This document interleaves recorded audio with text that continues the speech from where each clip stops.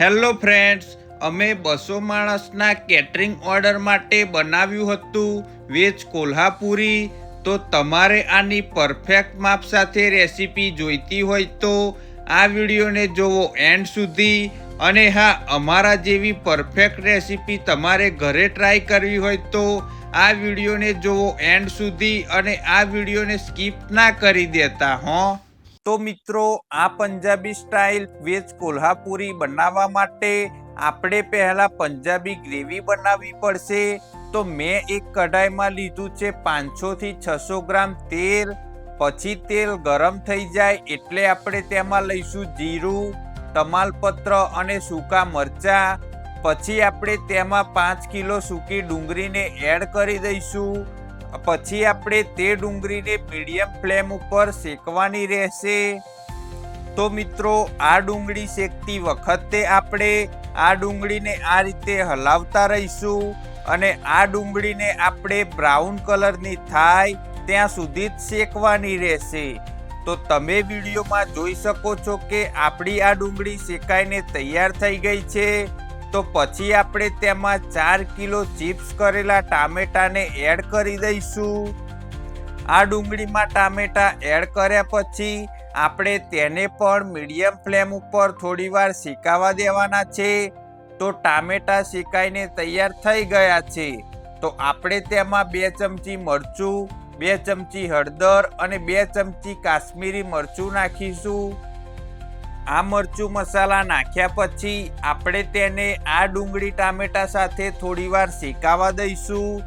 પછી આપણે તેમાં ગરમ પાણીને એડ કરીશું. તો મિત્રો, આ પંજાબી ગ્રેવીમાં મેં 2 થી 3 લીટર જેવું ગરમ પાણી નાખ્યું હતું. પછી ગરમ પાણી નાખ્યા પછી આપણે તેને મીડિયમ ફ્લેમ ઉપર તે ડુંગળી ટામેટાને આપણે બફાવા દઈશું. તો મિત્રો, આ હતી આપણી પંજાબી ગ્રેવી. આ પંજાબી ગ્રેવીની મદદથી તમે કોઈ પણ હોટલ સ્ટાઇલ પંજાબી સબ્જી બનાવી શકો છો. તો મિત્રો, પંજાબી ગ્રેવી બનીને તૈયાર થઈ ગઈ છે. તો આપણે આ વેજ કોલ્હાપુરી સબ્જીનો વઘાર કરીશું. તો વઘાર માટે મેં એક તપેલામાં 1.5 કિલો જેવું તેલ લીધું છે. તેલ ગરમ થઈ જાય એટલે આપણે તેમાં જીરું, તજ, તમાલપત્ર, થોડા લવિંગ નાખીને, થોડા સૂકા મરચાં નાખીને તેમાં આદુ મરચાંની પેસ્ટ નાખીશું. આદુ મરચાંની પેસ્ટ શેકાઈ જાય એટલે આપણે તેમાં 500 ગ્રામ સૂકું લસણની પેસ્ટ નાખીશું. તે લસણની પેસ્ટને આપણે થોડીવાર શેકાવા દઈશું.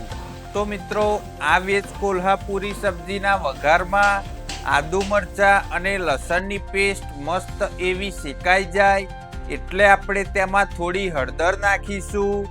હળદર નાખ્યા પછી આપણે જે પંજાબી ગ્રેવી બનાવીને તૈયાર કરી હતી તે ગ્રેવીને આ વઘારમાં એડ કરી દઈશું. તો મિત્રો, આ વેજ કોલ્હાપુરીની સબ્જીમાં આ પંજાબી ગ્રેવી એડ કર્યા પછી આપણે તેને મીડિયમ ફ્લેમ ઉપર શેકવાની રહેશે.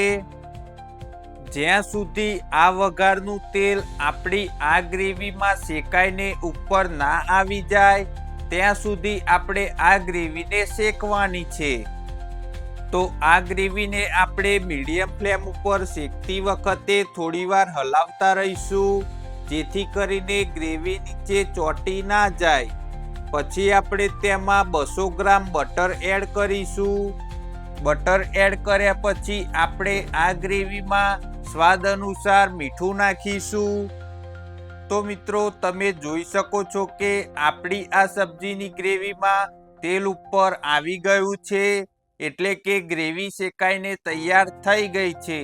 તો પછી આપણે તેમાં તીખું મરચું, કાશ્મીરી મરચું, થોડી હળદર અને થોડી કસૂરી મેથી નાખીને તે ગ્રેવીમાં મિક્સ કરી લઈશું. પછી આપણે તેમાં થોડું ગરમ પાણી એડ કરીશું. આ પાણી આપણે તે સબ્જીની ક્વોન્ટિટી પ્રમાણે નાખવાનું રહેશે. તો મિત્રો, તમારે એક ખાસ વાતનું ધ્યાન રાખવાનું છે કે કોઈ પણ પંજાબી સબ્જી બનાવતી વખતે આપણે તે સબ્જીની ગ્રેવીમાં ગરમ પાણીનો જ યુઝ કરીશું. ગરમ પાણી નાખવાથી તે સબ્જીમાં તેલ તરત ઉકળીને ઉપર આવી જશે. પછી આપણે તેને આ ગ્રેવીને થોડીવાર માટે મીડિયમ ફ્લેમ ઉપર આ રીતે ઉકળવા દઈશું. આ ઉકળશે એટલે આપણું તેલ વઘારનું ઉપર આવી જશે.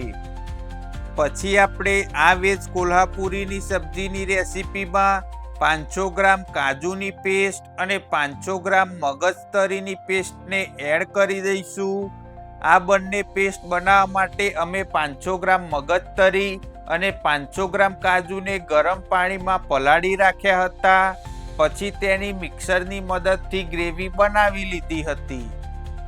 પછી આપણે આ વેજ કોલ્હાપુરીની સબ્જીની રેસીપીમાં આપણા સ્પેશિયલ મસાલા એટલે કે ધાણા જીરું પાવડર, કિચન કિંગ મસાલો, રામદેવનો ગરમ મસાલો, થોડો બાદિયાનો પાવડર, ટોપરાની છીણ, કસૂરી મેથી અને સુહાના કંપનીના પનીર બટર મસાલાના 3 પેકેટ એડ કરી દઈશું. તો આ ગ્રેવીમાં આપણા આ મસાલા બરોબર મેલ્ટ થઈ જાય પછી આપણે તેમાં 3 કિલો ફણસી અને 3 કિલો વટાણા જે બોઇલ કરીને રાખ્યા હતા તેને એડ કરી લઈશું.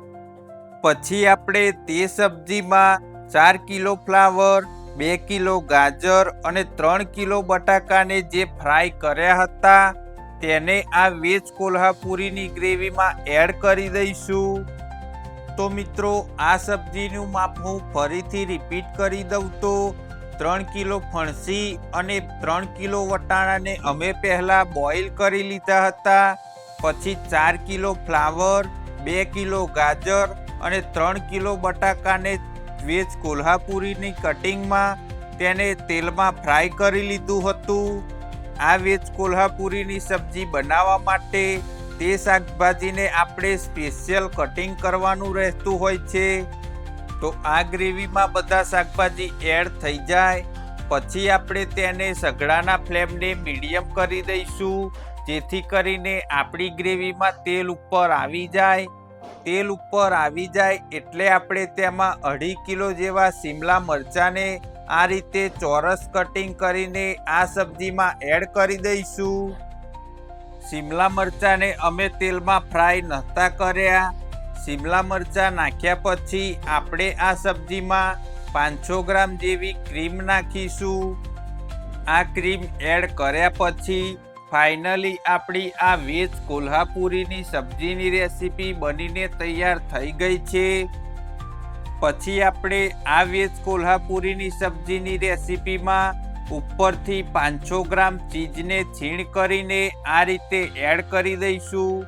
તો મિત્રો ફાઇનલી આ વેજ કોલ્હાપુરીની પરફેક્ટ માપ સાથેની રેસીપી બનીને તૈયાર થઈ ગઈ છે. તો તમને અમારો આ વિડીયો રેસીપીનો પસંદ આવે તો આ વિડીયોમાં લાઈક કરો, કોમેન્ટ કરો અને આ રેસીપીનો વિડીયો તમારા મિત્રો સુધી શેર કરો. પછી આપણે આ વેજ કોલ્હાપુરીની સબ્જીમાં ઉપરથી થોડા ધાણા નાખી દઈશું. તો આ રહી પરફેક્ટ માપ સાથે વેજ કોલ્હાપુરીની રેસીપી. અને હા મિત્રો, તમે જો અત્યાર સુધી પણ અમારી આ ચેનલને સબસ્ક્રાઈબ ના કરી હોય તો કરી દેજો.